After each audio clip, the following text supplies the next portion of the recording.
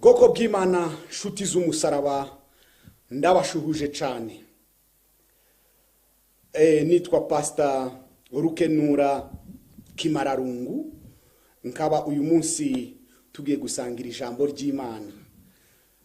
Reka rero mbere yuko tugira ico dukora dusabe Imana, dusenge kugira ngo idufashe iri jambo rize guhembura ubugingo bwacu, rigira ico rituzanamo twongere duhembuke. Oh haleluya.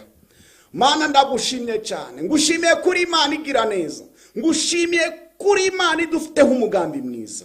Yo uri Imana ku cyumweru kugeza ku wa mbere, ntabwo uri Imana ifite igihe ikora ikindi gahagarara ahubwo duhoraho. Oh haleluya. Turagushimye cyane, tugiye gusangira ijambo ryawe. Yo mana, covid yaraje, covid-19 ukundi tugiterana mu nsengero ngo tuzine byabisirimba, ariko nubundi turi gukorera online, ntabwo umugambi uzahagarara. Turagushimye cyane Mana, turaguhimbaje, ngaho ngwino usanga imitima yacu yitahe, maze ijambo ryawe riduhembure, rihembure ubugingo bwacu. Ibyo tubyambaje mu izina ry'umwana wa Yesu Kristo wohereje ngo aducungure ku bwa misiyo wamuhe hano mu isi. Oh amen. Bene data rero, reka dusangira ijambo ry'Imana dusanga mu gitabo c'Abami ca mbere ibice ni 17, umurongo ni wa 8 turagera ku murongo wa 16. Umutwe waho uravuga ngo Eliya ajya i Sarefati acumbikirwa n'umupfakazi.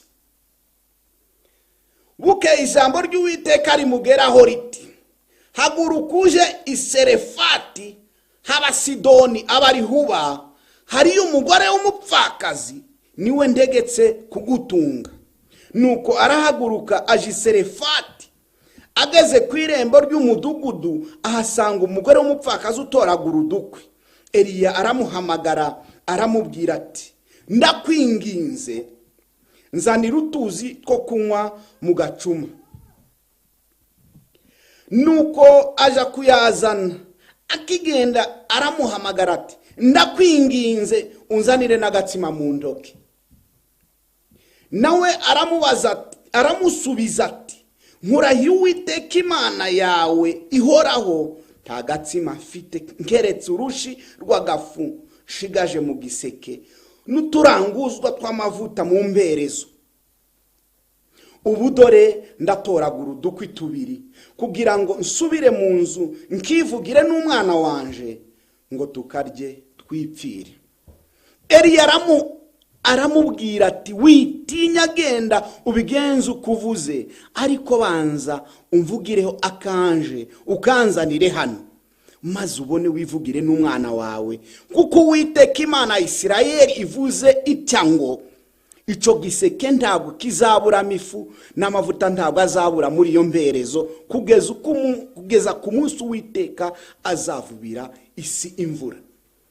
Nuko aragenda bigenza nk'uko Eliya yamubwiye, kandi uwo mugore na Eliya nabo mu rugo rwe bamara iminsi babirya.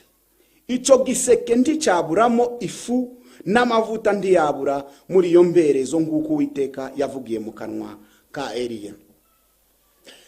Bene data rero, iri jambo ry'Imana riratubwira Eliya muramuzi, ni umugabo wo muri Isirayeli wakoze ibitangaza n'agatangaza.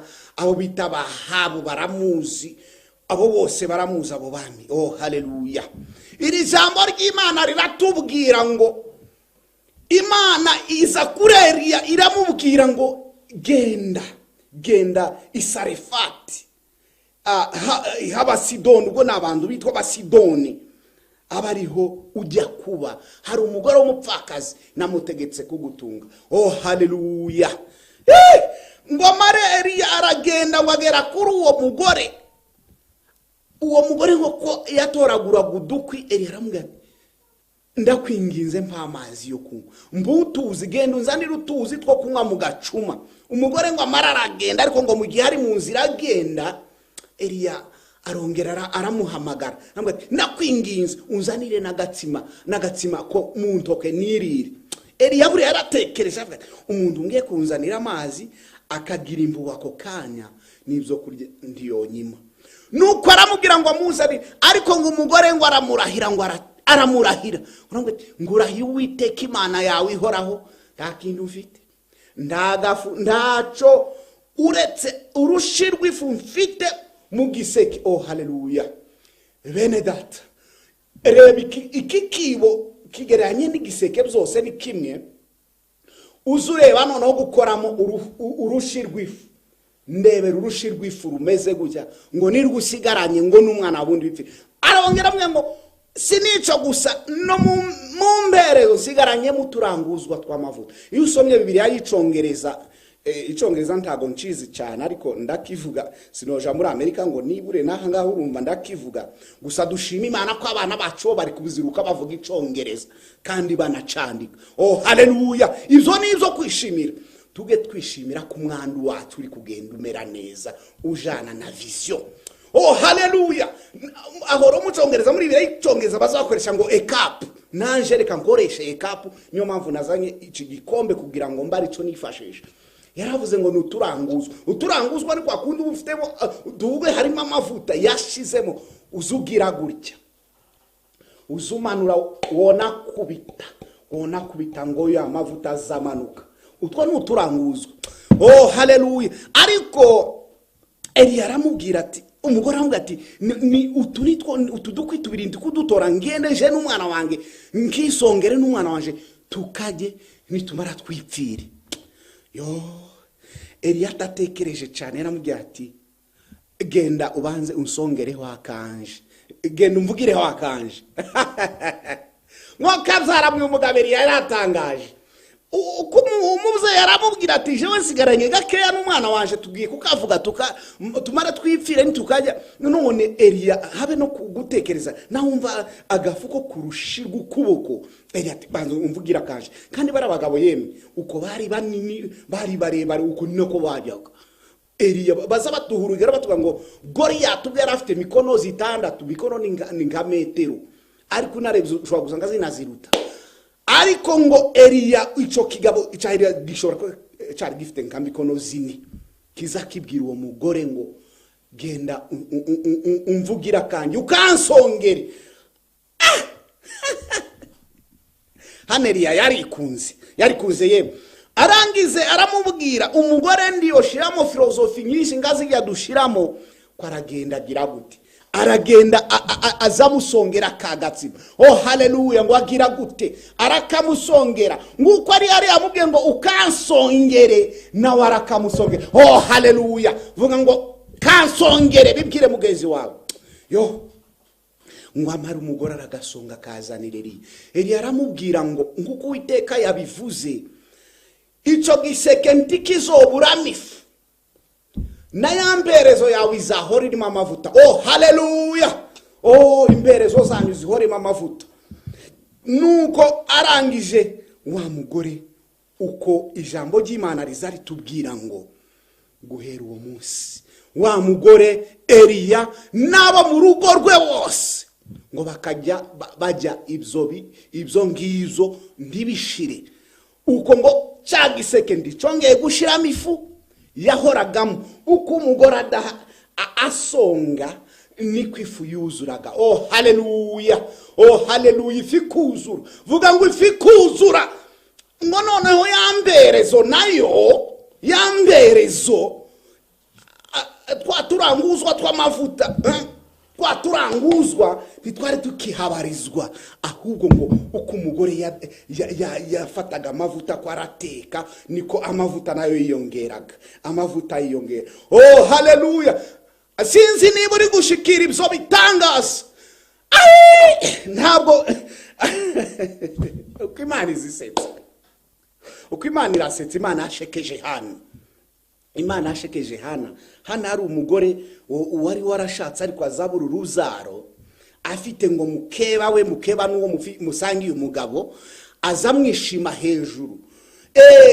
Mukeba we bamugura inyama yazaga agenda azitwaye gutya, akamwereka hana yobwira umugabo we erukana ati je wonguriye akanyama naje we ako kaboga ko ngashaka, umugore we azamushinyagura azamuseka kamuyinkwenene azamubwira uko nawo ko kinyama urasaba inyama se uwo mwana se ugiye kuyiha urasaba inyama ziki, azamwishima hejuru. Ariko ngo rimwe Imana izisanga hano ngo ngiye kuguha umwana icyo kintu ngo cyashekeje Hana. Hajya aho yarari mu isinagogi, umutambyi Eli hamwe ati wa mugore we kuki uza gusenga Imana, kuki uza mu isinagogi wasinzihira? Yo Hana aramubwira ati yewe ntabwo ari ihira nasinze, ahubwo n'abazabyumva bazasekana nanje. Oh haleluya, Imana gushekeje n'abandi baraseka. Imana igushekeje n'ababyumvise basekana nawe. Oh haleluya, ibi nabyo ni ibitangaza kumva abantu bari mu gihe cy'amapfa. Ico gihe Eliya yari yarahagarikishije imvura mu ijuru, imvura itakigwa, hari inzara iteye ubwoba. Oh haleluya, uzabyumva muri ibyo bihe inzara yaratengwa, abantu barajyana bakaza bateka abantu. Uko rero ahangaha Imana uyu mupfakazi yamwohereje Eliya, imwohereza Eliya yari ibiryo yababereye ibyo kurya. Oh haleluya, Eliya ngo arazaza kuba muri urwo rugo. Wowe ubyumva wakumva umugore n'umupfakazi afite n'umwana, kandi basoza batweretse ko hari n'abandi bantu. Eliya araza, ikigabo kinini cyari kije kongera sharije, ariko hari igihe umuntu ashobora kuza ukagira ngo aje atwaye ibibazo, nyamara ari ibisubizo afite gusa, ari amareponse. Oh haleluya, ubwo rero umuntu uje gusanga ashobora kuba ari Eliya woherejwe. Haleluya, natwe dufite Eliya. Uyu ni Eliya mu isezerano rya kera, ariko mu isezerano rishaje ubu dufite Eliya. Uwo ni Yesu Kristo. Oh haleluya, ni Yesu Kristo w'i Nazareti, niwe Eliya wacu. Mu gihe natwe dufite inzara muri iyi minsi, mu gihe dutentebutse, mu gihe kwizera kwacu kuri kujegajega, mu gihe ubugingo bwacu bwasamiwe, Yesu yaje. Oh haleluya, Imana yohereje umwana wayo Yesu. Imana yohereje Yesu. Bwira mugenzi ko Imana yohereje Yesu kugira ngo aza tuzahura ubugingo bwacu bwongere busubiremo imbaraga. Imana rero ntabwo idutererana, ibyo twibwira byose Imana ibiri hafi. Gusa ikindi Imana ikora nakubwira Imana ntabwo yoza igisanga, ntabwo Imana ari kohereza Eliya wa mupfakazi agifite ifu yuzuye ikibo, ndi yari buzi. Kuko yaza ntabwo wa mugore yari gushima Imana, ntabwo wa mugore kubona ko ari Imana ibikoze, yari kumva ko ari ibintu bishoboka igihe cyose. Ariko kuko Imana yabonye ko asigaranye finara, asigaranye urushirwa ifu, nibwo yohereje umuntu w'Imana Eliya kugira ngo agende akora ibitangaza. Oh haleluya, aho niho igitangaza kiba ari igitangaza koko. Ntabwo ari udutangaza tunyandege nke abantu bo muri iki gihe barimo bakora. Kumuntu araza ngo ni umukozi w'Imana, akaza mwiteranira, agakoresha iteraniro, abantu bagafashwa koko bakabona amavuta y'Imana yamanutse mu mperezo. Ariko ngo amare yaje gusengera abantu, akavuga ngo abantu agiye kubasengera, aho haje ibimuga biri mu tugare, baza bavuga babana n'ubumuga bw'ingingo, baje barahari, hari abatabona barahari, hari abantu bafite ibibazo biri fizike bigaragarira amaso. Ariko wobwira ngo ugiye gukora igitangaza yewe, ukazubwira abantu ngo Imana igukijije impanuka ari igiye kukuba, ivyo bintu uta proof bifite, ivyo bintu ntabwo ubipima. Umukora ibitangaza bigaragara, ibitangaza bifatika. Oh haleluya, urabwira umuntu ngo Imana iguhaye urubyaro, wari warabuze urubyaro ushobora kugenda ukamara n'imyaka 5 bikazaza. Ivyo nabyo ntabwo bipimwa. Hari umuntu utabona waje aho ngaho, mukize kizi uwo muntu kora ibitangaza nyine, niba ko kuzi ko Imana yaguhaye gukora ibitangaza bikore. Izo tuza tubifata ngaho. Imana igukijije sida kugira ngo uzabone ko sida yakize, nibura uje aho bita kuri centre de dépistage n'ahantu bagupimira, uragenda ico gihe bikivugwa ugomba umara amezi 3. ayo mezi atatu ni ukuvuga ngo za bindi nyine ndi wobikora ibizo kuryamana ndi wobikora. Amezi atatu ashire bagende bagupime, uzongera usubireyo kuja kumezira ibyo bitangaza bifata igihe. Ibyo ntabwo ari ko Imana ikora, yewe Imana ikora direct. Oh haleluya. Na Yesu yakizaga direct, ntabwo yavuga ngo igukije impanuka. Ibyo ni ibiki? Ibyo ntabwo bipimwa. Ibitangaza bifatika hano byarabaye ubwo umugore yajaga kudaha mu ifu, adahifu mu igiseke cy'ikuzo, yafata ku mavuta yateka amavuta agasubiraho. Oh haleluya. Ngibyo bitangaza by'Imana. Imana rero nawe uyu munsi iragukorera ibitangaza. Imana iragufasha. Washakishije akazi, warirukanse wirirwana ya maretre yamwita ngo ni geroneri, wirirwa ubifashe hano icokere cyarabirenze, wirirwa kuri za biro ukomanga, wirirwa kuri internet, kuri za murandasi udepoza byaranze. Aho biri kwanga ari Imana ije. Ntabwo Imana izaza uri mu kazi gucya kwa kundi ufite akazi kaguhemba ufite izo faranga ari nk'ibihumbi 200, uzusenga Mana zumba akazi kifaranga ibihumbi 300 kuko nizo zizomfasha. Ibyo ngivyo Imana ije uzugira ngo warwanye kuko ufite abaguhamagara babashuti bawe baza bakubwira baguha izo za link. Ntabwo ari aho Imana iza. Imana izaza umaze kubona ko byose birangiye ndakindu kiriho, nibwo izaza uvuga ko noneho nayo gutega uja kudepoza ahantu cyangwa uruza rushobora kugenda ukamara n'imyaka 5 bikazaza. Ibyo nabyo ntabwo bipimwa. Ari umuntu utabona waje aho ngaho mukize uwo muntu kora ibitangaza nyine. Niba ko kuzi ko Imana yaguhaye gukora ibitangaza bikore. Izo tuza tubifata ngaho. Imana igukijije sida kugira ngo uzabone ko sida yakize, nibura uje aho bita kuri centre de dépistage n'ahantu bagupimira, uragenda ico gihe bikivugwa ugomba umara amezi 3. Ayo mezi 3 ni ukuvuga ngo za bindi nyine ndi wobikora ibizo kuryamana ndi wobikora. Amezi 3 ashire bagende bagupime, uzongera usubireyo kuja kumezira ibyo bitangaza bifata igihe. Ibyo ntabwo ari ko Imana ikora, yewe Imana ikora direct. Oh haleluya. Na Yesu yakizaga direct. Unix TV. Goko bw'Imana, shuti z'umusaraba, ndabashuhuje cyane. Nitwa Pastor Rukenura Kimararungu, nkaba uyu munsi tugiye gusangira ijambo ry'Imana. Reka rero mbere yuko tugira ico dukora dusabe Imana, dusenge kugira ngo idufashe iri jambo rize guhembura ubugingo bwacu, rigira ico rituzanamo twongere duhembuke. Oh haleluya. Mana ndagushimye cyane, ngushimiye kuri Imana igira neza, ngushimiye kuri Imana idufiteho umugambi mwiza. Yo uri Imana ku cyumweru kugeza ku wa mbere. Ntabwo uri Imana ifite igihe ikora ikindi gahagarara ahubwo duhoraho. Oh haleluya.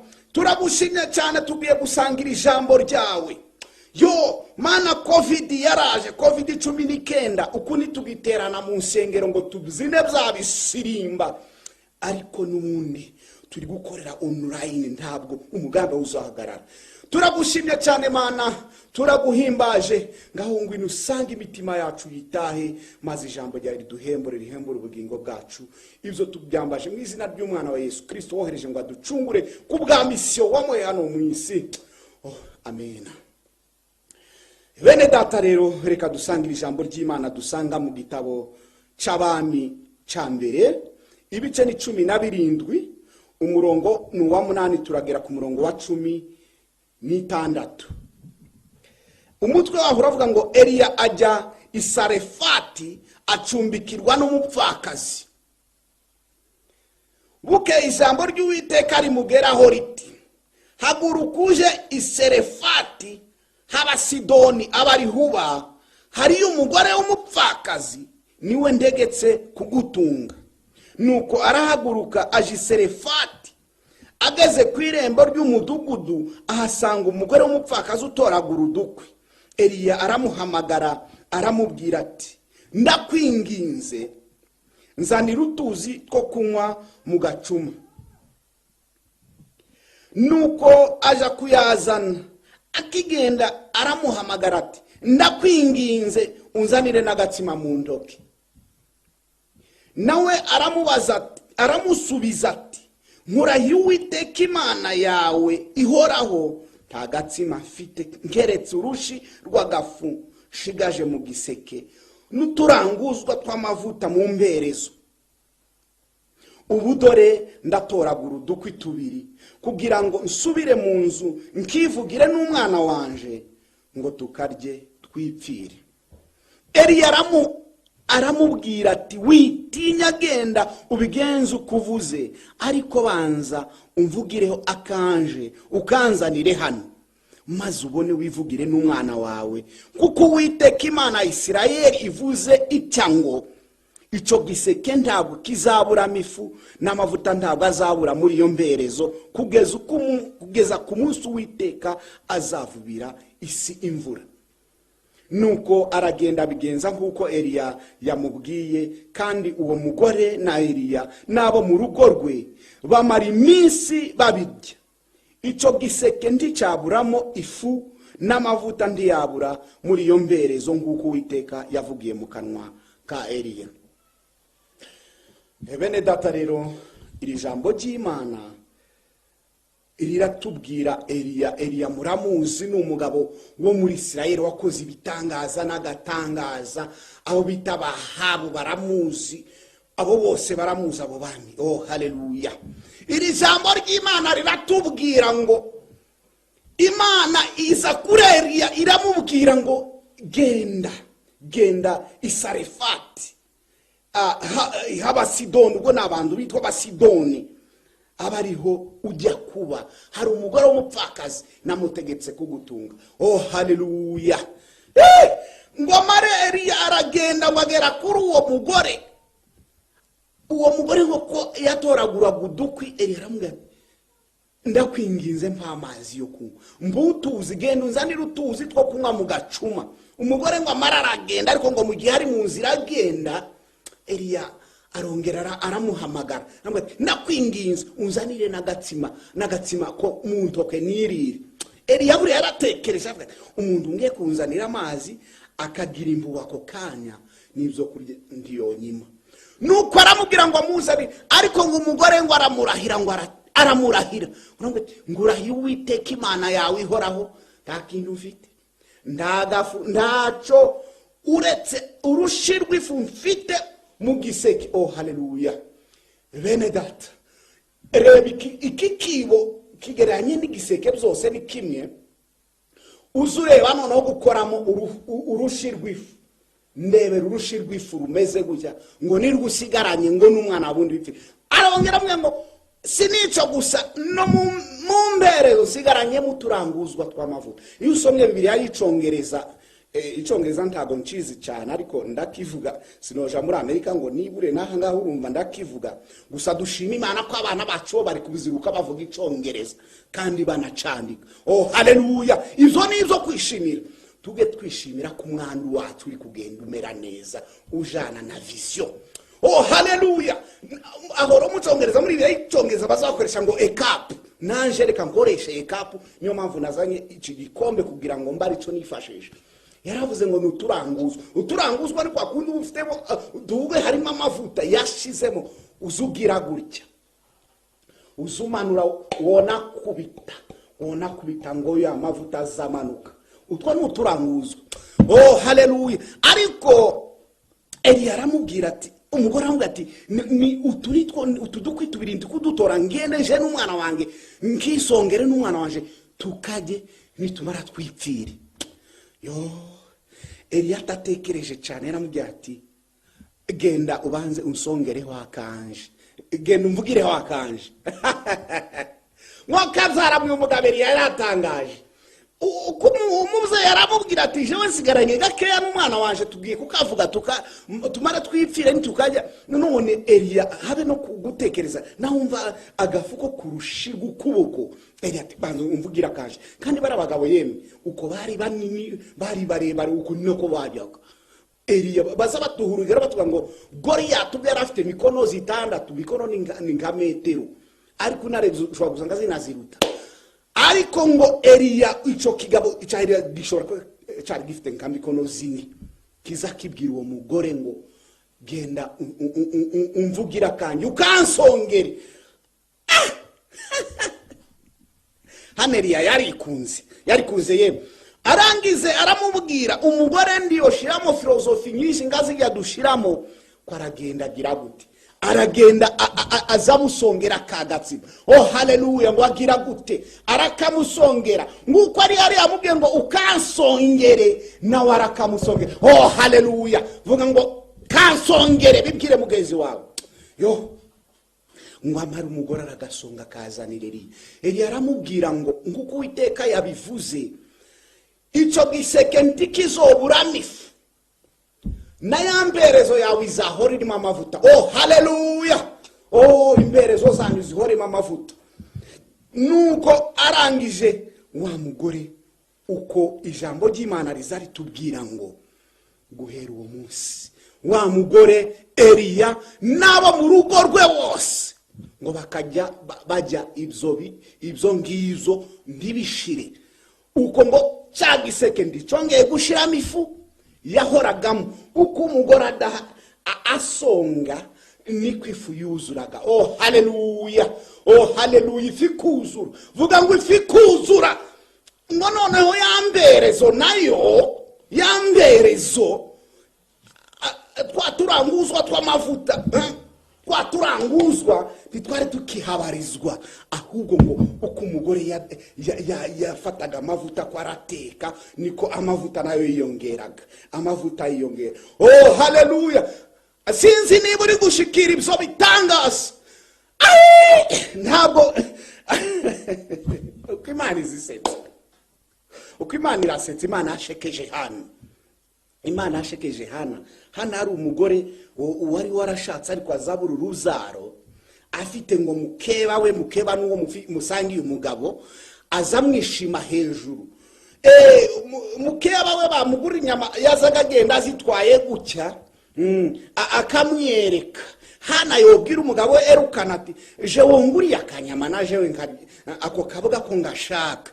Umugore azamushinyagura azamuseka kamwinkwenene, azabwira uko nawo ko kinyama urasaba inyama se, uwo mwana se ugiye kuyiha urasaba inyama zike, azamwishima hejuru. Ariko ngo rimwe Imana izisanga hano ngo ngiye kuguha umwana. Ico kintu ngo cyashekeje Hana. Hajya aho yarari mu sinagogi, umutambyi Eli amwe ati wa mugore wo kuki uza gusenga Imana, kuki uza mu sinagogi wasinzihira?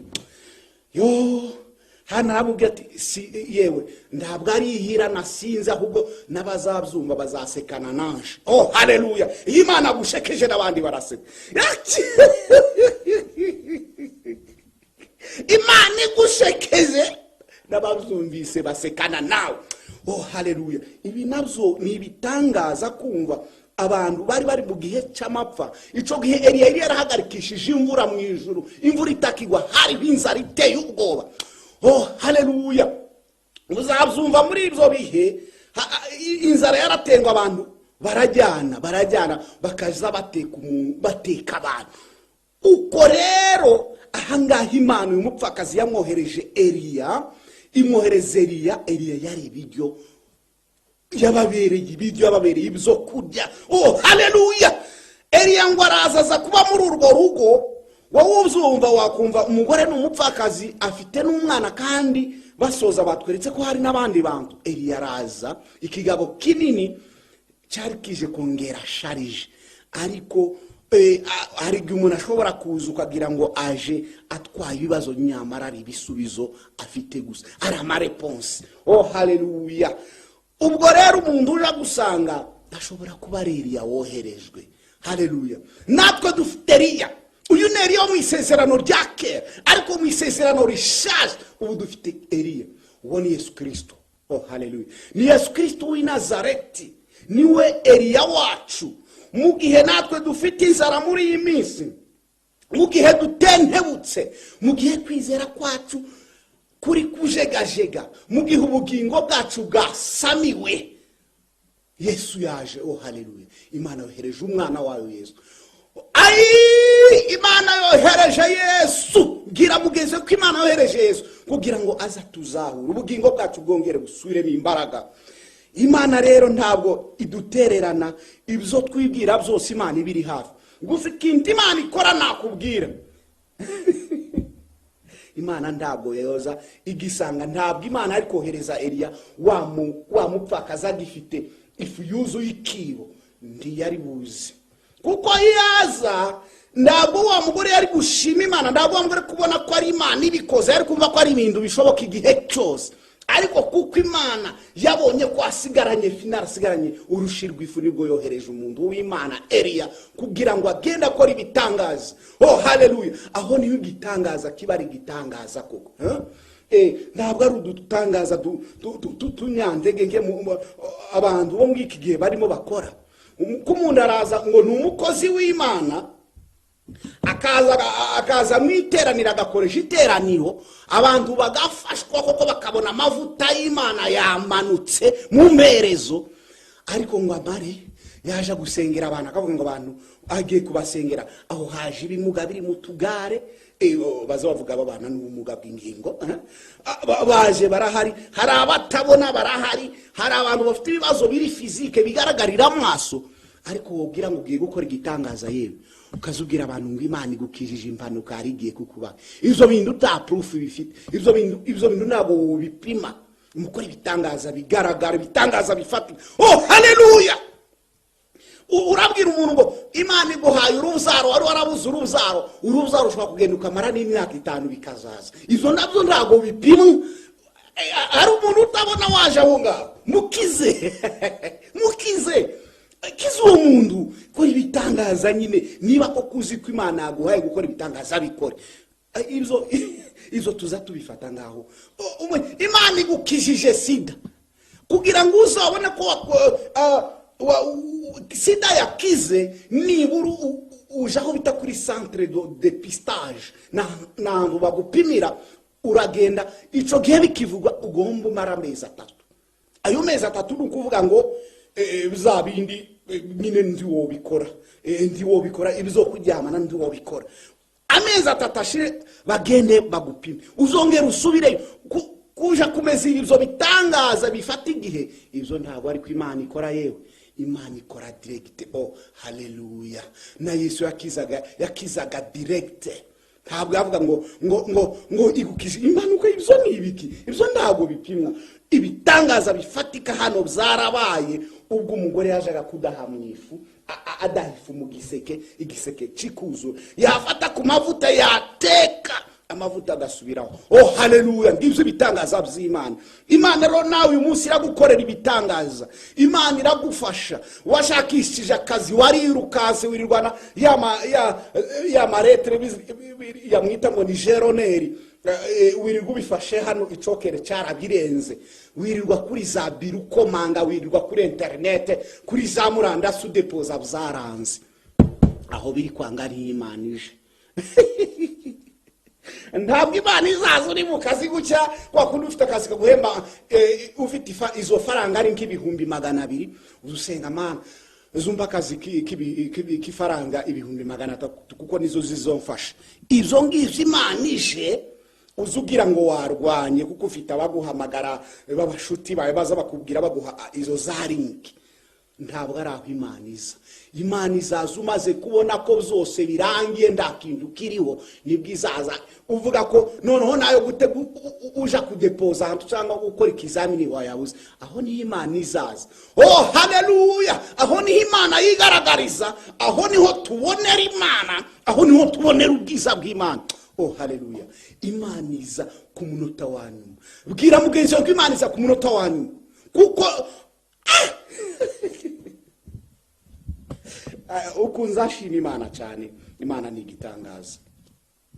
Imana ngo ibone ko abantu bamaze kubona ko ibone ko abantu nda kindi gisigaye, ari kuvuga ngo abantu biranze nda kindi izayohereza Yesu. Ubu Yesu yaje, Eliya wacu yaje, arahari kugira ngo natwe adukorere ibitangaza, kugira ngo igiseke cyacu gihoremo ifu, imberezo yacu ihoremo amavuta. Oh haleluya! Mwene data rero, si byinshi, siki nukwizera, ukizera ko Yesu yaje, misiyo afite ni wowe ayifiteho, kandi uratentebutse, ubugingo bwawe wuzi imbaraga, warihebye, urabona birangiye, urabona bicitse, ariko Yesu yoherejwe. Haleluya! Yesu yoherejwe ngo aguhembure, Yesu yoherejwe ngo gukora imirimo n'ibitangaza. Oh haleluya! Imana yankoreye ibitangaza, kandi na n'ubu iracabikora, izoguma inabikore, kandi izoduha umugisha twese. Oh, uku rero Imana izitugirira neza. Covid yaraje, tukibyina ibisirimba, tukijara ngo twishime cyane gutya, ariko ijambo y'Imana tuzoribagezaho dukoresheje zimurandasi, dukoresheje za YouTube channel. Uku turi gukorera kuri YouTube channel yitwa Unix TV. Turashima n'abantu bayo ko batuma dutanga ibibwirizwa gutya, kandi tuzora tubibagezaho, kuko ntago tugomba guhagarara mu kuvuga ijambo ry'Imana. Tugomba kuhagarara. Oh haleluya! Mu mvura tuzakora, mu zuba tuzakora, mu bihe byose tuzakora, tuzurira imisozi, tumanuka ibibaya, ariko tuvuga ijambo ry'Imana. Uko muzamuvuga ngo mufite imisozi, imurenge hari imisozi, iminembwe hari imisozi, Fizi irahari, aho hose twarahagiye tubwiriza ubutumwa bw'Imana, kandi twigeze turambirwa. Uko uravuga ko kuva hano ngagenda iyo za Gikongoro hari imisozi, na za Byumba ko bavuga ngo hari imisozi, uko urumva hameze nk'imurenge, uko tuzabwiriza, uko tuzavuga ubutumwa, tuzocika intege. Kandi Imana yohereje Yesu kugira ngo aze abane natwe, kugira ngo Yesu aze yongera dusubizemo intege, aze yongera dufashe, adukorera ibitangaza, duhembure, inzara ikurweho. Oh haleluya! Bene data rero, turabararikira ikibwirizwa cy'ubutaha, muzabe muhari, tubabwirize, twongere tuganire ku ijambo ry'Imana, maze Imana idusubizemo imbaraga. Ndakwifuriza ku ijambo hari cyo ryo guhembura mu bugingo bwawe. Ndakwifuriza ku ijambo ry'Imana ryongera kukugaruramo ikizere, ukabona ko inzara igiye gukurwaho, ukabona ko ifi igiye kuboneka, ukabona ko mu mberezo amavuta agiye kugarukamo. Oh haleluya! Ica amavuta avuga muracumva, mu mwuka ho hari cyo tuzumvamo cyane. Ubu ngubu ikintu bwiri guhangayika, iyo bavuga amavuta uzu nabyumva, iyo bavuga ngo amavuta bashaka kuvuga za peteroli, za essence, n'ibikingwa amavuta yuri, induru zikavuga. Ubu none ikigezweho muri iyi minsi na amavuta yo guteka, aho asigaye ahenze. Abantu bamwe bari kuvuga ngo ese tuzorya ibitogosheje, tugiye gufata ibirunge byose byabacanze, ariko umenye ngo Imana amavuta yatsigiye kuyazana. Oh haleluya! Imana igiye kutuzanira amavuta, maze twongere duhembuke. Imana ishimwe, kandi Imana ibaha umugisha. Naho ubutaha twongera tukaganira ku ijambo ry'Imana. Murakoze, ndabashimiye. Mwari kumwe na Pastor Rukenura. Pastor Rukenura arabakunda, kandi azakomeza abane namwe Kimararungu. Muri kumwe, Imana ishimye cyane.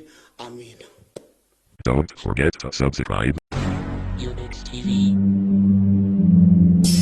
Shuti z'Imana, nongeye kubasuhuza, ngira nti Yesu ashimwe cyane.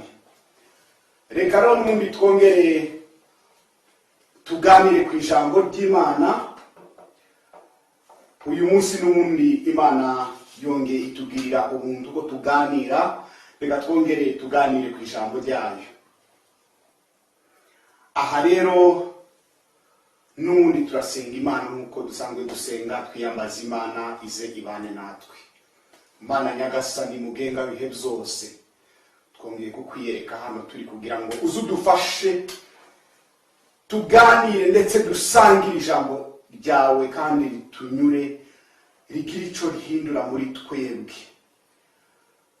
Ngwino twaragusenze Mana, turi Kongo tugusenga, ubwo twari mu bihe bibi cyane by'amahima ziza kurya inka zacu, waradufashije, hari icyo wakoze. Aha rero naho turi mu ivugabutumwa, ngwino n'ubundi ukomeze ubane natwe, utubwirire neza, umugisha wawe udusakareho, kandi ibyo tuvuga, ibyo waduhaye kubwira abantu bawe bibagirire umumaro. Ibyo tudambaje mu izina rya Yesu Kristo, w'i Nazareti, umwana wawe ukunda kandi wohereje kugira ngo aducungure. Amen. Nshuti z'umusaraba rero n'ubundi ndabasuhuza cyane.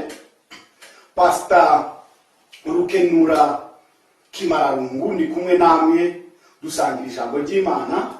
Uyu munsi rero kuko tunarira waranditse ko tuzongera tukaganira, Imana yadushoboje, yaduhaye imbaraga. Reka turebe rero mu Bami ba kabiri, turareba igice cya 5. Turasoma umurongo wa mbere tugeze ku murongo wa 16. Ni harehare ariko n'ukwirangana tukabisoma kuko niho inkuru yose yumvikanira, niho tuza kumva iby'Imana itubwira. Ubushize kiriya kigisho twabonye mu Bami ba mbere kirimo Eliya n'umupfakazi wo kita kansongere, kuko harimo Eliya mubwira ngo agusongere. Ariko ahangaha ho turaza kubona ko ijambo tugiye kureba ni ijambo rivuga ngo ibibembe zawe urabikira, Imana yabukiza ibirembe. Haleluya. Reka turebe umutwe rero w'ijambo yacu rivuga ngo ibya Namani umugaba w'Isiriya w'umuwembe. Namani umugaba w'ingabo z'umwami w'Isiriya yari umutoni kuri shebuja kandi umunyacyubahiro, kuko ariwe Uwiteka yaheshaga Abasiriya kunesha. Yari umugaba w'umunyamaboko w'intwari, ariko yari umuwembe. Icyo gihe Abasiriya bajyaga gutabara bakarema imitwe y'abanyazi. Bukeye baja mu gihugu cya Isirayeli, banyagayo umukobwa muto abumuja wa Mukanamani. Bukeye uwo muja abwira nyirabuja ati, icamba databuja agasanga umuhanuzi w'i Samariya yamukiza ibibembe. Namani aja kubwira shebuja ibyo umuja waturutse mu gihugu cya Isirayeli yavuze. Nuko umwami w'Isiriya azumvise abwira Namani ati, haguruka ugende, nanje ndandikiye umwami w'Abisirayeli urwandiko. Namani aherako aragenda, ajana italanto z'ifeza 10 n'ibice by'izahabu 600 n'imyambaro yo gukuranwa 10. Nuko ashyira umwami w'Abisirayeli urwo rwandiko rwari rwanditse mu ngo. Nuko rero urwo rwandiko nirukugeraho, ngoherereje umugaragu wanje Namani ngo umukize ibibembe. Umwami w'Abisirayeli amaze gusoma urwo rwandiko, ashishimura imyenda ye aravuga ati, ariko uwo mugabo kunyoherereza umuntu ngo muvure ibibembe, nije Mana yica kandi ikabeshaho. Nuko nimubitekereze, ndabinginze mumenye ko ari ukunyembereza. Nuko Elisa umuntu w'Imana yumvise ko umwami w'Abisirayeli yashishimuye imyenda ye, amutumaho ati, niki gitumye ushishimura imyenda yawe? Mureke ansange aramenya ko muri Isirayeli harimo umuhanuzi. Nuko Namani araza, azana n'amafarashi ye n'amagare ye, ahagarara ku muryango w'inzu ya Elisa. Elisa aherako amutumaho ati, genda wiyuhagire muri Yorodani 7, umubiri uzasubira uko wari uri, nawe uzaba uhumanutse.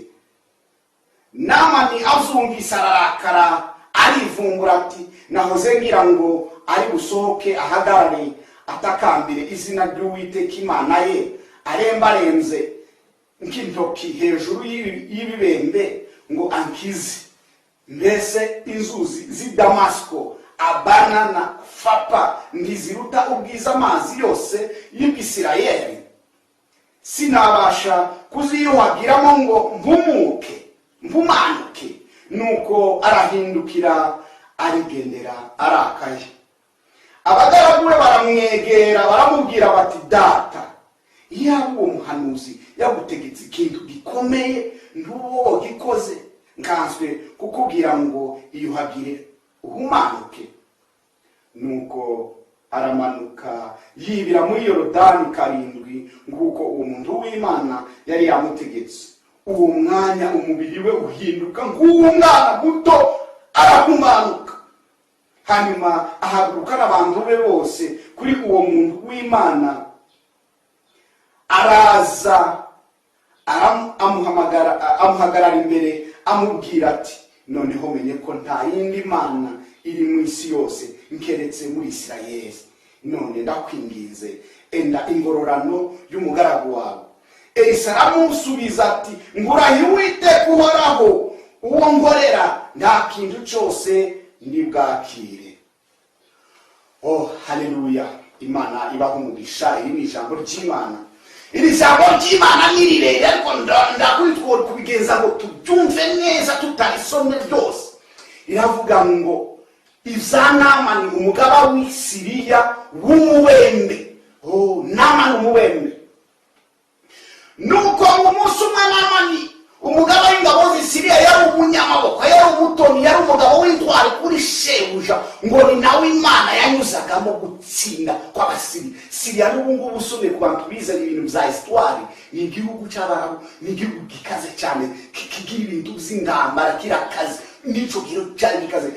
Ni ukuvuga ngo Abisirayeli bari batinyitse kumva ngo ingabo z'i Siriya zajagayo zifite umutwe w'abanyazi zikanyagayo. Icyo gihe ngo zanyaze agakobwa gato cyane. Oh haleluya, ngo zirakanyaga zirakajana kaja kuba umuja wa Mukanamani. Oh haleluya, ngo kari umuja wa Mukanamani. Ariko hagiye n'ukuri ibintu bikubera umugisha uko bakanyaze bazi ngo bazanye umunyago ariko kari mu mugisha w'Imana, karimo agakiza ka Namani. Oh haleluya. Wanyine hano simbizi Namani bavuga ko yari umubembe, yari afite ingabo z'i Siriya zitwaye ariko yari umubembe, yari abizi ko ari umubembe, yari yubashwe ariko yari umubembe. Nuko ngo agakobwa kamare kabwira nyirabuja kati ariko maruja databuja yogera mu Samariya hari umuntu ari umuhanuzi yomukiza. Uko ije simbizi ukuntu ako gakobwa kabonye shebuja, kuko ikigaragara cyo kuko umuntu wabaga afite ibibembe icyo gihe baramumendaga bagarahumanye. Bivuze ko Namani yakoresha uburyo bushoboka bwose akaza yambara agahisha bya bibembe. Nuvuga ngo ndizogaragara uko ari ukuza kuko kaje kumubona simbizi, wenda mu mvugo y'umwuga wenda sinzi wenda banyesiwe kwa kundi mubivuga. Izo sinawe bihamya gusa burya abantu babana mu nzu ko baba bazi ukuntu babana, wenda se yagiye mitwarete mu gusohoka wenda zabikaza atayimanira ko gakobwa karabibona. Izo birashoboka wenda sino bihagararaho, ariko gafite uko kabonye ko shebuja afite ibirembe birakababaza cyane. Iyo kari karaturutse mu Isirayeli kari kazi ko hari umuhanuzi ubone Elisa, maze ngo kamare kabibwira nyirabuja. Urumva ko nyirabuja we yarabizi kuko niba Namani ari umugabo we yaramuzi. Yo uko abibwira Namani nemba abibwira shebuja, uko yabibwira umwami w'i Siriya. Umwami ati ndani kurwandiko mwandikira umwami w'Isirayeli. Nimara kumwandikira maze urasanga namwandiki ngo asome urwo rwandiko umwami w'Isirayeli we zaramubabaje cyane.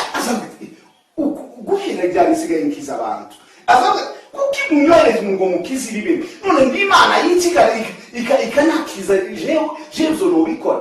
Azabifata ngo kumwendereza, azabifata ko bamushakaho impamvu wenda bagire ngo bamubwira bakize umundamukize bamutere, baze babyitwaza bamutere. Uwo mwana niko yabibonye, ariko nyamara agakobwa kari kavuze ko i Samariya hari umuntu w'Imana, hari umuhanuzi.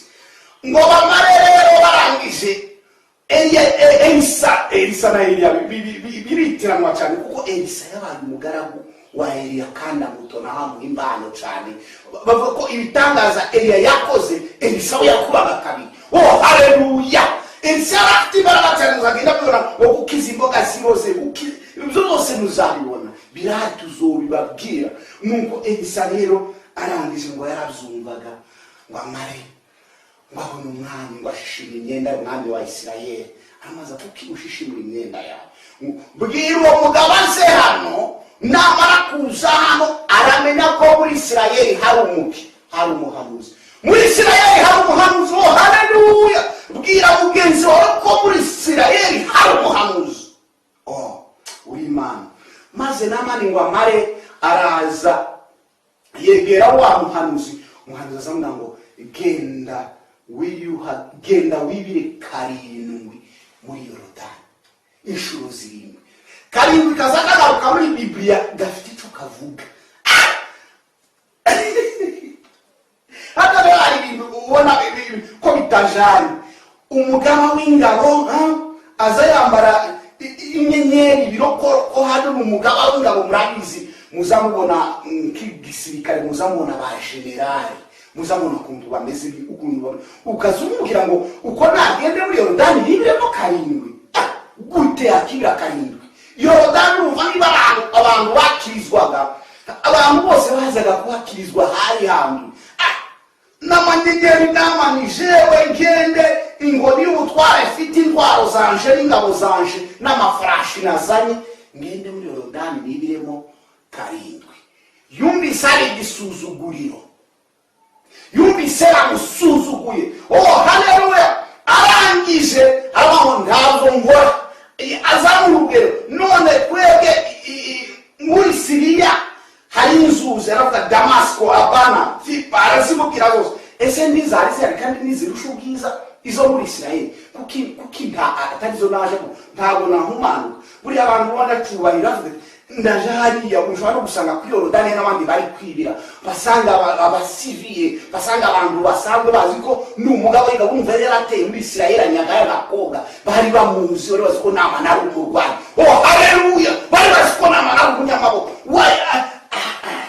ngende mfukame uko ubiguze no kwakundi Nikodeme yaje kumva kuntu Yesu ari kubwiriza ati utabyaho ubwaka bintazinsha mu bwami bw'Imana. Azashaka kubimenya ariko uko yarafite icyubahiro n'umunyamategeko hariya hantu abantu bose bamuzi ko Nikodeme azi amategeko baravuga ati umuntu ubona Nikodeme agiye gusobanuza ibingibi biragenda Nikodeme yigira inama kugenda nijoro gushaka Yesu kugira ngo amusobanurire bizabindi kubera icyubahiro yaratinye ariko yigira inama kugenda nijoro ariko nama yaravuze ntaho yahita agenda. Aho uri bukirire ntuzaharenga ariko izabukiza kirahari. Nuko nama niko abagaragu be baravuga ati data baramubaca ese icoroshe niki ese yandumani yaza kugutegeka ikintu gikomeye ndi wari kugikora none kugenda wibire karindwi nurangiza umumanuke ukire ivyo biragutwara ikidata busha data biragutwara namani we wari umubembe warutwaye ingabo Siriya baragutinyanga cyane ariko namani nawe urabizi wari umubembe. Namani we wari umubembe namani yari umubembe ariko ngo namani babubwiye gutyo azagarura ubwenge kuko yumva ko ubwenge agomba kubugira gakira azagenda aribira karindwi muri Yorodani ngo avemo ngo umubiri uzumera nk'uwakana gato. Abaza yuko baravuga ko basiga abana baba amavuta bakabakuyakuya baraza umubiri w'umwana kundu uroroshe cyane iyo umusiga ntabwo ushiramo ibibaraga n'ushiramo ibigufu uzumusiga witozwe aba afite umubiri woroshe nawe mu mubiri wahindutse nk'umwana muto arangije ngo arahumanuka. Haleluya! Zabirembe yari yarahumanye biragenda namana arakira ageze muri Israeli ahuye n'umuhanuzi Elisa aramukiza. Haleluya! Uyu munsi nawe ushobora n'umuhanuzi urashaka gukira ibirembe byarakuzengereje ufite icyubahiro urakomeye ufite ifaranga zawe uraziya ufite ibirembe zirikana ko ufite ibirembe zana ibyo birembe byawe bizane urakira cyangwa ugufi urakira wikihagarara urakira. Uko niko kundi tuza tuja mu nsengero ugasanga umuntu umukobwa ngo yaradodesheje udukanzu usizwe batwita kakanzu ngo ni keza cyane bakamubwira zupfuka mapaka karabo tugusengere azavuga nigute no pfukamisha ajya muzamuvuga ngo resastire nigute no pfukamisha style yanje hano ariko style imbere ya style hari ibibembe ifite igihe ikora ikindi gahagarara ahubwo duhoraho. Haleluya! Turagushimye cyane tugiye gusangira ijambo ryawe yo mana covid yaraje, covid 19 uku nitugiterana mu nsengero ngo tuzine byabisirimba, ariko n'ubundi turi gukorera online, ntabwo umugambi uzahagarara. Turagushimye cyane Mana, turaguhimbaje, ngaho ngwino usanga imitima yacu yitahe, maze ijambo ryawe riduhembure, rihembure ubugingo bwacu. Ibyo tubyambaje mu izina ry'umwana wa Yesu Kristo wohereje ngo aducungure ku bwa misiyo wamuhe hano mu isi. Amen. Bene data rero, reka dusangira ijambo ry'Imana dusanga mu gitabo c'Abami ca mbere, ibice ni 17, umurongo ni uwa 8 turagera ku murongo wa 16. Umutwe waho uravuga ngo Eliya ajya i Sarefati acumbikirwa n'umupfakazi. Buke ijambo ry'Uwiteka rimugeraho riti, haguruka uje i Sarefati haba Sidoni abarihuba, hariyo umugore w'umupfakazi niwe ndegetse kugutunga. Nuko arahaguruka aje i Sarefati, ageze ku irembo ry'umudugudu ahasanga umugore w'umupfakazi utoragura udukwi. Eliya aramuhamagara aramubwira ati, ndakwinginze nzanira utuzi two kunywa mu gacuma. Nuko aja kuyazana, akigenda aramuhamagara ati, ndakwinginze unzanire n'agatsima mu ntoki. Nawe aramusubiza ati, nkurahiye Uwiteka Imana yawe ihoraho, nta gatsima mfite nkeretse urushi rw'agafu shigaje mu giseke n'uturanguzwa tw'amavuta mu mberezo. Ubu dore ndatoragura udukwi 2 kugira ngo nsubire mu nzu nkivugire n'umwana wanje ngo tukarye twipfire. Eliya aramubwira ati, witinya, genda ubigenze ukuvuze, ariko banza umvugireho akanje ukanzanire hano, maze ubone wivugire n'umwana wawe, kuko Uwiteka Imana ya Isirayeli ivuze itya ngo, ico giseke ntabwo kizaburamo ifu n'amavuta ntabwo azabura muri iyo mberezo kugeza ku munsi Uwiteka azavubira isi imvura. Nuko aragenda bigenza nk'uko Eliya yamubwiye, kandi uwo mugore na Eliya nabo mu rugo rwe bamara iminsi babirya. Ico giseke nticyaburamo ifu n'amavuta ntiyabura muri iyo mberezo nk'uko Uwiteka yavugiye mu kanwa ka Eliya. Bene data rero, iri jambo ry'Imana riratubwira Eliya muramuzi, ni umugabo wo muri Isirayeli wakoze ibitangaza n'agatangaza. Abo bita Abahabu baramuzi, abo bose baramuzi abo bami. Haleluya.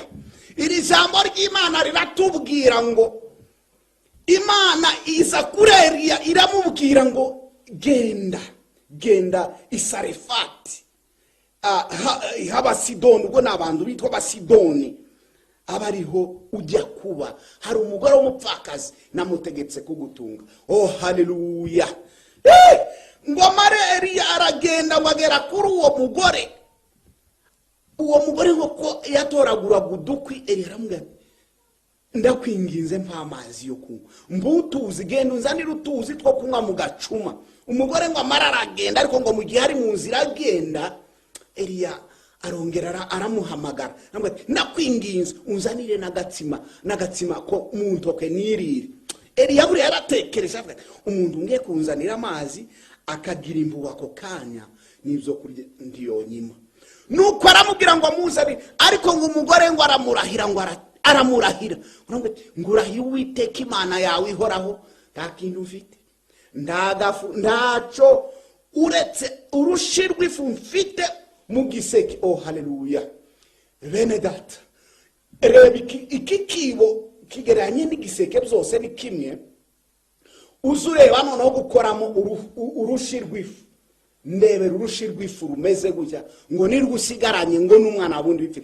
Arongera amwe ngo sinico gusa, no mu mbere usigaranye mu turanguzwa tw'amavuta. Iyo usomye Bibiliya y'Icongereza icyongereza ntago ncizi cyane ariko ndakivuga, sinoja muri Amerika ngo nibure naha ngaho urumva ndakivuga. Gusa dushima Imana ko abana bacu bari kubiziruka bavuga icyongereza kandi banacandika. Oh haleluya, izo nizo kwishimira. Tuge twishimira ku mwandu wacu uri kugenda umera neza ujana na vision. Oh haleluya, ahoro mu cyongereza muri icyongereza bazakoresha ngo a cup. Nanje reka nkoresha a cup, niyo mpamvu nazanye iki gikombe kugira ngo mbari cyo nifashisha. Yaravuze ngo uturanguzwa ni kwa kundi ufitemo duhugwe harimo amavuta yashizemo, uzugira gutya uzumanura wona kubita ngo ya mavuta zamanuka. Utwo ni uturanguzwa.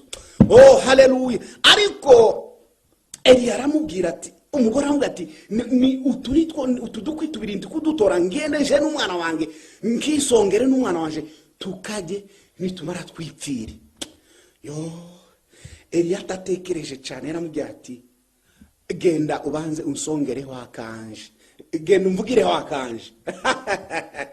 Mwakazara mwumugabiri yaratangaje. Umuze yaramubwira ati jewe nsigaranye gakeya n'umwana wanje tugiye kukavuga tumara twipfire nitukajya. None Eliya habe no gutekereza nahumva agafuko kurushi gukuboko. Eliya ati banzo umvugira kanje, kandi barabagabo yemwe uko bari banini bari barebare uko niko bajyaga.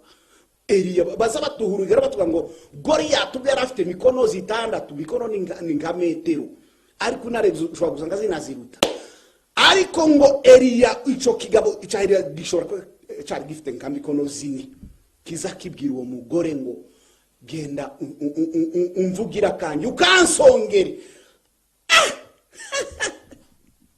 Haneliya yarikunze yemwe.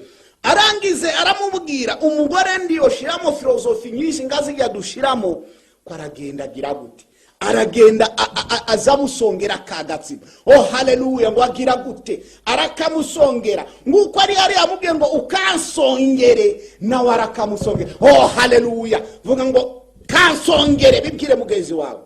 Yo ngo amara umugore aragasonga kazanire Eli aramubwira ngo nguko Uwiteka yabivuze ico giseke ntikizoburamifu na yamberezo yawe izahora irimo amavuta. Oh haleluya, oh imberezo zanyu zihoremo amavuta.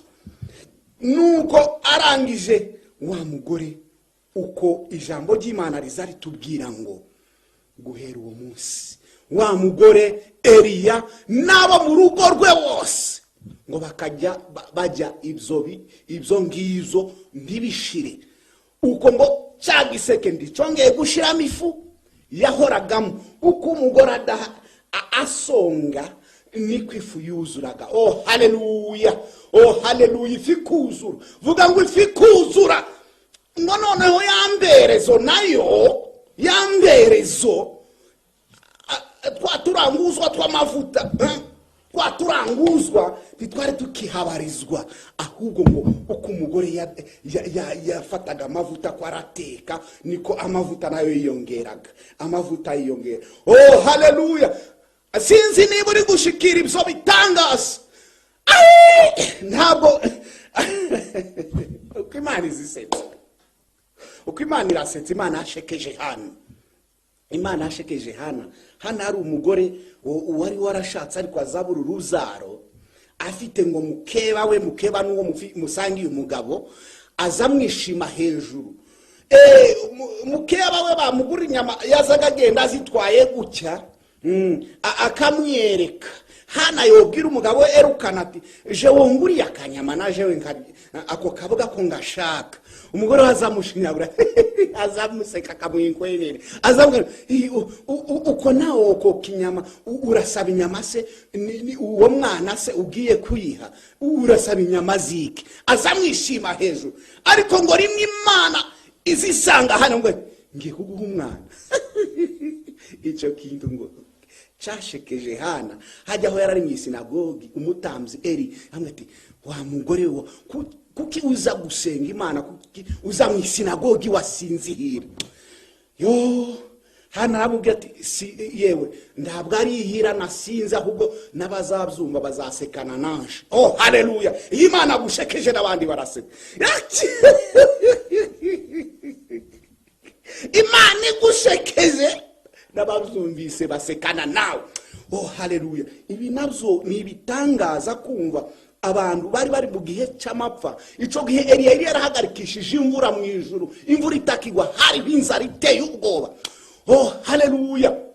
Muzabyumva muri ibyo bihe inzara yaratengwa, abantu barajyana bakaza bateka abantu. Uko rero ahangaha Imana uyu mupfakazi yamwohereje Eliya, imwohereze Eliya yari ibiryo yababereye ibyo kurya. Oh haleluya. Eliya ngo arazaza kuba muri urwo rugo. Wowe uzumva wakumva umugore n'umupfakazi afite n'umwana, kandi basoza batweretse ko hari n'abandi bantu. Eliya araza, ikigabo kinini cyari kije kongera sharije, ariko hari igihe umuntu ashobora kuza ukagira ngo aje atwaye ibibazo, nyamara ari ibisubizo afite gusa, ari amareponse. Oh haleluya. Ubwo rero umuntu uje gusanga ashobora kuba ari Eliya woherejwe. Haleluya. Natwe dufite Eliya. Uyu ni Eliya mu isezerano rya kera, ariko mu isezerano rishaje ubu dufite Eliya. Uwo ni Yesu Kristo. Oh haleluya. Ni Yesu Kristo w'i Nazareti, niwe Eliya wacu. Mu gihe natwe dufite inzara muri iyi minsi, mu gihe dutentebutse, mu gihe kwizera kwacu kuri kujegajega, mu gihe ubugingo bwacu bwasamiwe, Yesu yaje. Oh haleluya. Imana yohereje umwana wayo Yesu. Imana yohereje Yesu. Gira mugeze ko Imana yohereje Yesu kugira ngo aza tuzahura ubugingo bwacu bwongere busubiremo imbaraga.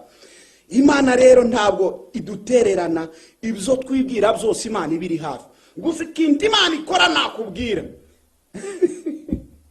Imana ntabwo yoza igisanga. Ntabwo Imana ari kohereza Eliya wa mupfakazi agifite ifu yuzuye ikibo, ntiyari buzi.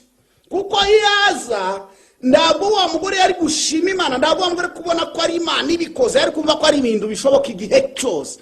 Ariko kuko Imana yabonye ko asigaranye finara, asigaranye urushirwa ifu, nibwo yohereje umuntu w'Imana Eliya kugira ngo agende akora ibitangaza. Oh haleluya. Aho niho igitangaza kiba ari igitangaza koko. Ntabwo ari udutangaza tunyandege abantu bo muri iki gihe barimo bakora. Kumuntu araza ngo ni umukozi w'Imana, akaza mwiteranira, agakoresha iteraniro, abantu bagafashwa koko bakabona amavuta y'Imana yamanutse mu mperezo. Ariko ngo amare yaje gusengera abantu, akavuga ngo abantu agiye kubasengera, aho haje ibimuga biri mu tugare, baza bavuga babana n'ubumuga bw'ingingo, baje barahari, hari abatabona barahari, hari abantu bafite ibibazo biri fizike bigaragarira amaso. Ariko wobwira ngo ugiye gukora igitangaza yewe, ukazubwira abantu ngo Imana igukijije impanuka ari igiye kukuba. Izo bintu ta proof bifite, izo bintu ntabwo ubipima. Mukora ibitangaza bigaragara, ibitangaza bifatika. Oh haleluya. Urabwira umuntu ngo Imana iguhaye uruzaro, wari warabuze uruzaro ushobora kugenda ukamara n'imyaka 5 bikazaza. Izo nabyo ntabwo bipimwa. Ari umuntu utabona waje aho ngaho, mukize kiza uwo muntu kora ibitangaza nyine. Niba ko kuzi ko Imana yaguhaye gukora ibitangaza bikore. Izo tuza tubifata ngaho. Imana igukijije sida kugira ngo uzabone ko sida yakize, nibura uje aho bita kuri centre de dépistage, nandu bagupimira, uragenda. Ico gihe bikivugwa ugomba umara amezi 3. Ayo mezi 3 ni ukuvuga ngo bizabindi nyine ndi wobikora ibizo kuryamana ndi wobikora. Amezi 3 ashire bagende bagupime, uzongera usubire kuja kumeza ibyo bitangaza bifata igihe. Ibyo ntabwo ari ko Imana ikora yewe. Imana ikora direct. Oh haleluya. Na Yesu yakizaga direct. Ntabwo yavuga ngo igukije impanuka. Ibyo ni ibiki? Ibyo ntabwo bipimwa. Ibitangaza bifatika hano byarabaye ubwo umugore yajaga kudaha mu ifu, adahifu mu igiseke cikuzo, yafata ku mavuta yateka, amavuta agasubiraho. Oh haleluya. Ngibyo bitangaza by'Imana. Imana rero nawe uyu munsi iragukorera ibitangaza. Imana iragufasha. Washakishije akazi, warirukaze wirirwana ya maretre yamwita ngo ni geroneri, wirirwa ubifashe hano icokere cyarabirenze, wirirwa kuri za biro ukomanga, wirirwa kuri interinete, kuri za murandasi udepoza byaranze. Aho biri kwanga ari Imana ije. Ntabwo Imana izaza uri mu kazi gutya kwa kundi ufite akazi kaguhemba ufite izo faranga ari nk'ibihumbi 200, uzusenga Mana zumba akazi kifaranga ibihumbi 300 kuko nizo zizomfasha. Izo ngivyo Imana ije uzugira ngo warwanye kuko ufite abaguhamagara babashuti bawe baza bakubwira baguha izo zarinki. Ntabwo ari aho Imana iza. Imana izaza umaze kubona ko byose birangiye ndakindu kiriho, nibwo izaza uvuga ko noneho nayo uja kudepoza ahantu cyangwa gukora ikizamini wayabuze. Aho ni Imana izaza. Oh haleluya! Aho ni Imana yigaragariza, aho niho tubonera Imana, aho niho tubonera ubwiza bw'Imana. Oh haleluya! Imana iza ku munota wa nyuma. Bwira mugenzi wawe ko Imana iza ku munota wa nyuma, kuko ukunzashima Imana cyane. Imana ni igitangaza. Imana ngo ibone ko abantu bamaze kubona ko ibone ko abantu nta kindi gisigaye, ari ukuvuga ngo abantu biranze nta kindi izayohereza Yesu. Ubu Yesu yaje, Eliya wacu yaje arahari kugira ngo natwe adukorere ibitangaza, kugira ngo igiseke cyacu gihore mifu, imberezo yacu ihoremo amavuta. Oh haleluya! Mwene data rero, si byinshi siki nukwizera, ukizera ko Yesu yaje, misiyo afite ni wowe ayifiteho kandi uratentebutse. Ubugingo bwawe buzi imbaraga, warihevye, urabona birangiye, urabona bicitse, ariko Yesu yoherejwe. Haleluya! Yesu yoherejwe ngo aguhembure, Yesu yoherejwe ngo gukora imirimo n'ibitangaza. Oh haleluya! Imana yankoreye ibitangaza kandi nanubira cyabikora, izogumina bikore kandi izoduha umugisha twese. Oh, uku rero Imana izitugirira neza. Covid yaraje tukibzina ibisirimba, tukijara ngo twishime cyane gutya, ariko ijambo y'Imana tuzoribagezaho dukoresheje zimurandasi, dukoresheje za YouTube channel. Uku turi gukorera kuri YouTube channel yitwa Unix TV. Turashima n'abantu bayo ko batuma dutanga ibibwirizwa gutya, kandi tuzora tubibagezaho kuko ntago tugomba guhagarara mu kuvuga ijambo ry'Imana. Titugomba kuhagarara. Oh haleluya! Mu mvura tuzakora, mu zuba tuzakora, mu bihe byose tuzakora, tuzurira imisozi tumanuka ibibaya, ariko tuvuga ijambo ry'Imana. Uko muzamuvuga ngo mufite imisozi, imurenge hari imisozi, iminembwe hari imisozi, Fizi irahari. Aho hose twarahagiye tubwiriza ubutumwa bw'Imana kandi twigeze turambirwa. Uko uravuga ko kuva hano ngagenda iyo za Gikongoro hari imisozi na za Byumba ko bavuga ngo hari imisozi, uko urumva hameze nk'imurenge. Uko tuzabwiriza, uko tuzavuga ubutumwa, tuzocika intege, kandi Imana yohereje Yesu kugira ngo azi wokita kansongere, kuko harimo Eliya mubwira ngo agusongere. Ariko ahangaho turaza kubona ko ijambo tugiye kureba ni ijambo rivuga ngo ibibembe zawe urabikira, Imana yagukiza ibibembe. Haleluya! Reka turebe umutwe w'ijambo yacu rivuga ngo ibya Namani umugaba w'Isiriya w'umuwembe. Namani umugaba w'ingabo z'umwami w'Isiriya yari umutoni kuri shebuja kandi umunyacubahiro, kuko ariwe Uwiteka yaheshaga Abasiriya kunesha. Yari umugaba w'umunyamaboko w'intwari, ariko yari umuwembe. Icyo gihe Abasiriya bajyaga gutabara bakarema imitwe y'abanyazi. Bukeye baja mu gihugu cya Isirayeli, banyagayo umukobwa muto ari umuja wa Mukanamani. Bukeye uwo muja abwira nyirabuja ati, icampa databuja agasanga umuhanuzi w'i Samariya yamukiza ibibembe. Namani aja kubwira shebuja izo umuja waturutse mu gihugu cya Isirayeli yavuze. Nuko umwami w'Isiriya azumvise abwira Namani ati, haguruka ugende, naje ndandikiye umwami w'Abisirayeli urwandiko. Namani aherako aragenda, aja itaranto z'ifeza 10 n'ibice by'izahabu 600 n'imyambaro yo gukuranwa 10. nuko ashyira umwami w'Abisirayeli urwo rwandiko rwari rwanditsemo ngo, nuko rero urwo rwandiko nirukugeraho ngoherereje umugaragu wanje Namani ngo umukize ibibembe. Umwami w'Abisirayeli amaze gusoma urwo rwandiko ashishimura imyenda ye aravuga ati, ariko uwo mugabo kunyoherereza umuntu ngo muvure ibibembe nije Mana yica kandi ikabeshaho? Nuko nimubitekereze ndabinginze mumenye ko ari ukunyembereza. Nuko Elisa umuntu w'Imana yumvise ko umwami w'Abisirayeli yashishimuye imyenda ye, amutumaho ati, niki gitumye ushishimura imyenda yawe? Mureke ansange aramenya ko muri Isirayeli harimo umuhanuzi. Nuko Namani araza azana n'amafarashi ye n'amagare ye, ahagarara ku muryango w'inzu ya Elisa. Elisa herako amutumaho ati, genda wiyuhagire muri Yorodani 7, umubiri uzasubira uko wari uri, nawe uzaba uhumanutse. Namani azumvise ararakara, arivumbura ati, nahoze ngira ngo ari busohoke ahagarare atakambire izina ry'Uwiteka Imana ye, arembarenze nk'intoki hejuru y'ibibembe ngo ankize. Mbese inzuzi z'i Damasiko, Abana na Fapa ntiziruta ubwiza amazi yose y'Isirayeli?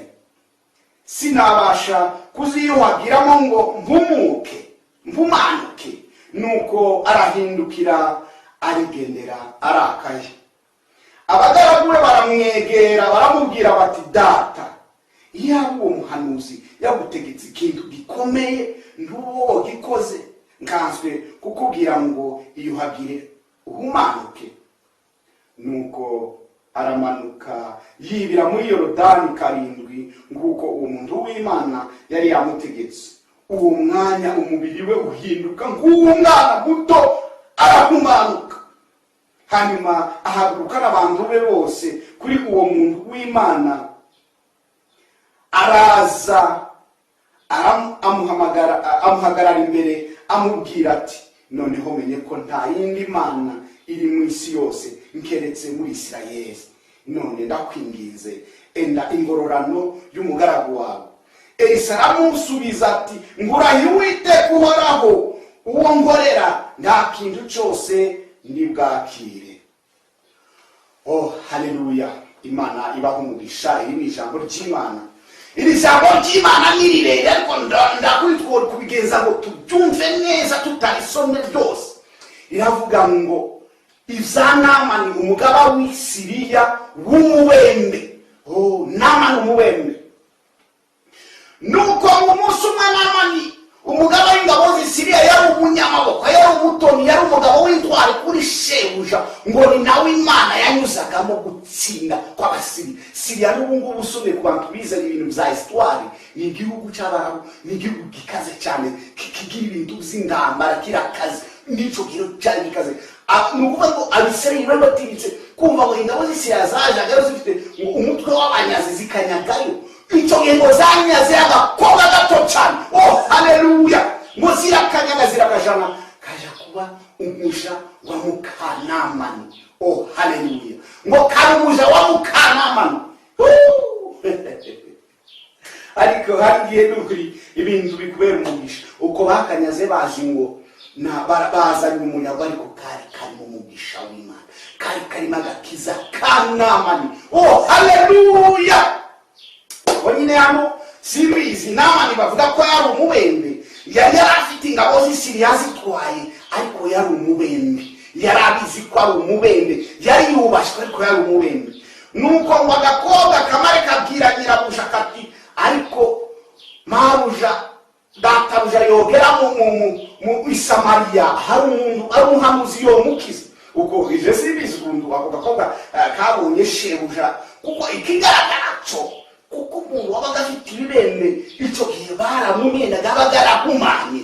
Bivuze ko Namani yakoresha uburyo bushoboka bwose akaza yambara agahisha bya bibembe. Nuvuga ngo ndizogaragara uko arukunda uko kaje kumubona simbizi wenda mu mvugo y'umwuga wenda sinzi niba wenda banyesime kwa kundi mubivuga izo sinawe bihamya gusa burya abantu babana mu nzu ko baba bazi ukuntu babana wenda se yagiye mitwarete mu gusohoka wenda bizabikaza atamanira ko gakobwa karabibona izo birasho wenda sino bihagarara ariko gafite uko kabonye ko shebuja afite ibirembe birakababaza cyane iyo kari karaturutse mu Isirayeli kari kazi ko hari umuhanuzi ubone Elisa maze ngo kamare kabibwira nyirabuja urumva ko nyirabuja we yarabizi kuko niba nama nari umugabo yaramuzi yo ukabibwira namani nengo abibwira shebuja ukabibwira umwami w'Isiriya umwami ati ndani kurwandiko rwandikira umwami w'Isirayeli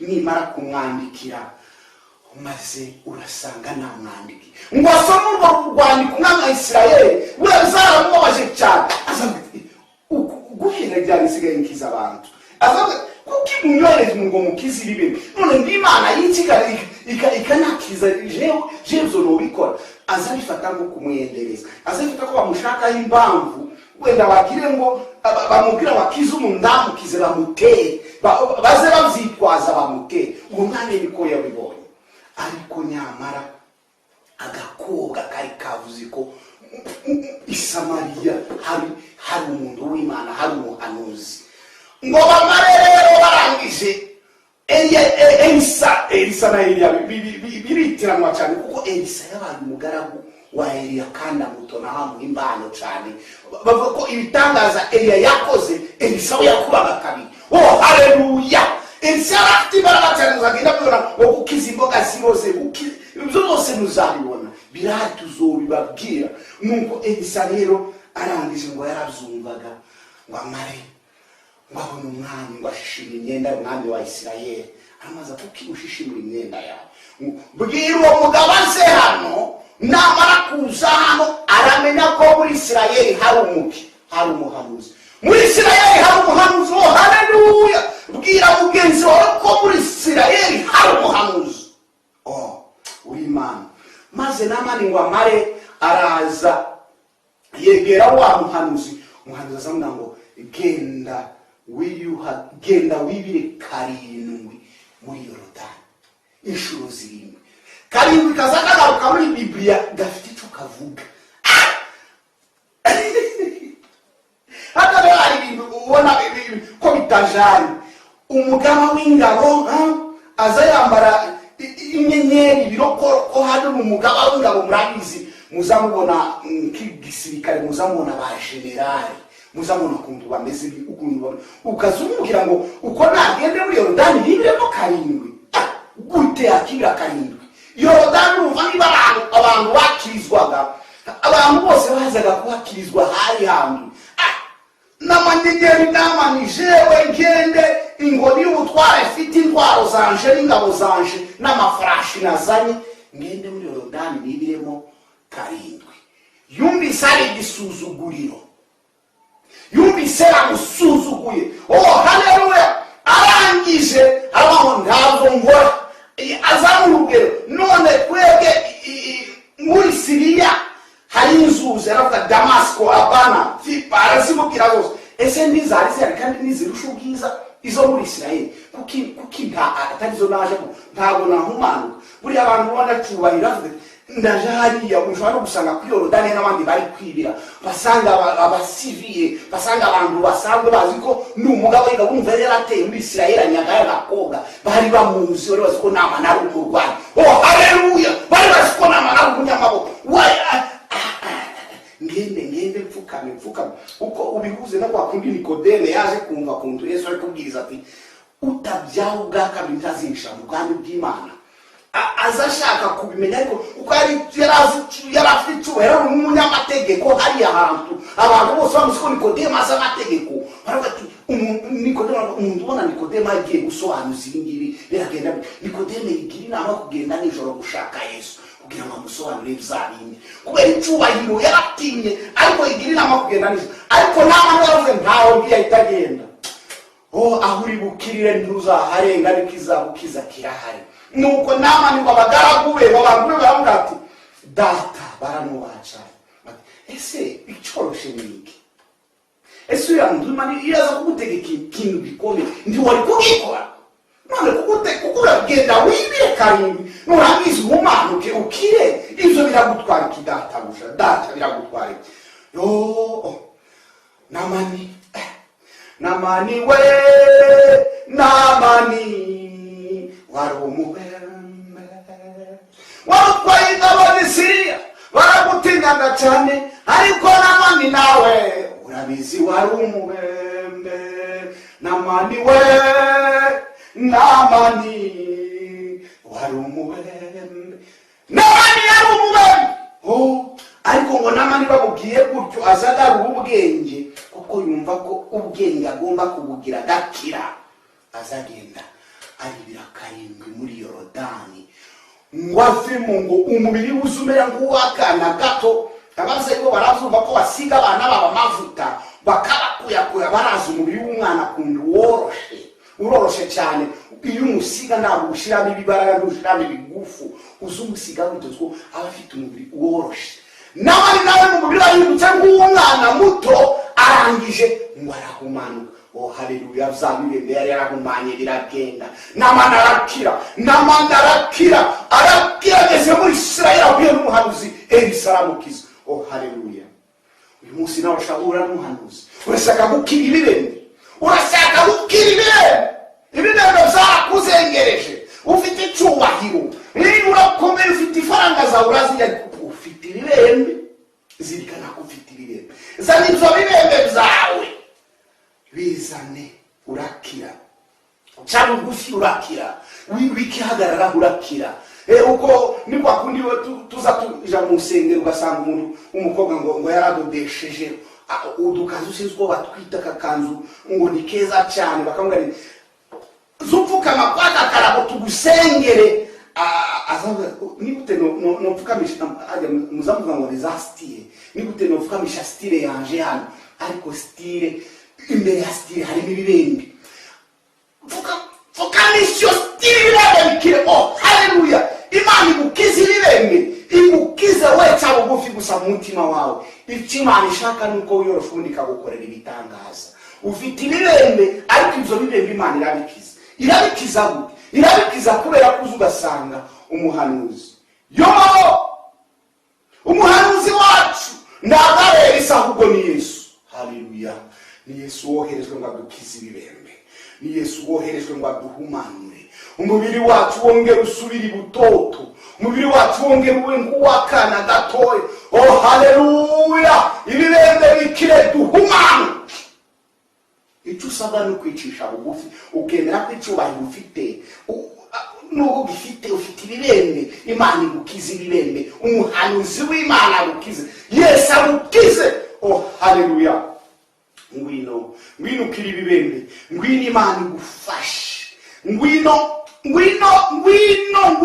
Elisa wo mu isezerano risha uwo Yesu Kristo w'i Nazareti Jésus de Nazareti ahita gukiza haleluya agakiza karahari muri Isirayeli Yesu arahari ateze ibiganza ngo agukize ariko niwinangira umutima ni ikibazo ariko niwinangire kuko Yesu aragukiza haleluya Yesu aragukiza hari igihe ugenda ubona uri umusore ugenda ubona ufite imbaraga ariko izo mbaraga zawe Yesu aragushaka ubwo buranga bwawe uri umukobwa mwiza ugisusira n'abasore barasusumira iyo bakubonye ariko ufite ibibembe ngwino ibibembe byawe Yesu abikize ngwino Yesu agukize haleluya ngwino Yesu agukize ibyo wigira byose uri umuwene ariko ibibembe byawe birakurwaho nzandeba uko hari nja mu masaro aya y'abadamu ugasanga umuntu kwaho ngo aratera za makeup ugasanga umuntu araho ngo arashirisha amarusha arefe ugasanga umuntu arakoresha amavuta arabita mukorobo ngo zamukesha ayo mavuta yaranaciwe ntiyemewe bakayisiga umuntu wari igikara kanje hano ntabwo ndizobe cyane ariko igikara vitaho mbikura nanyoye amata y'inka zacu uko umuntu w'igikara kaje ejo ugasanga aratukura yiwe ugasanga ni umuzungu yarisize amavuta. Ayo mavuta izo mukorogo ibyo uri gukoresha n'iby'igihe gito, ibyo ngibyo bifite igihe birangirana nazo, uri kubyisiga kuko we ukiri muto, ariko ejo bundi uzagenda usaza ubuzisige bihunguke. Muzabona ko inzu bateye igishahuro, uzi uyiteye igishahuro wagitera kikavunguka. Iyo uteyeho noneho zari bishaje biravunguka, ni kuzisiga bivunguke. Ariko ngwino nyuma mwibukizi n'ibembe urahita umanuka umubiri wawe umere nk'uw'akana gato, izo za makiyaje ibyo ngibyo ugenda ufitira birangire. None nukoresha ibyo ko mukorogo zaciye uraja hehe? Ngwino mu mana hari amavuta meza, hari mukesha itari yayindi ya mukorogo. Ngwino Imana igukiza ibibembe, nimara kugukiza ibibembe urahita urabagirana. Uruhu rwawe ruraba nk'urw'umwana mutoya, nurangiza kandi icyo usabwa ni uguca bugufi. Imana cyangwa Yesu ntabwo ashaka kugaragaza ko wihagazeho cyane. Birazwi ko ufite icyubahiro, birazwi ko ufite uburanga, birazwi ko ukomeye, ariko nyuma y'ibyo ngibyo Imana iragushaka ngo igukize ibibembe. Nawe urabizi ibyo ugendana, urabizi ko ufite ikibazo. Ngwino Imana igukize ibibembe.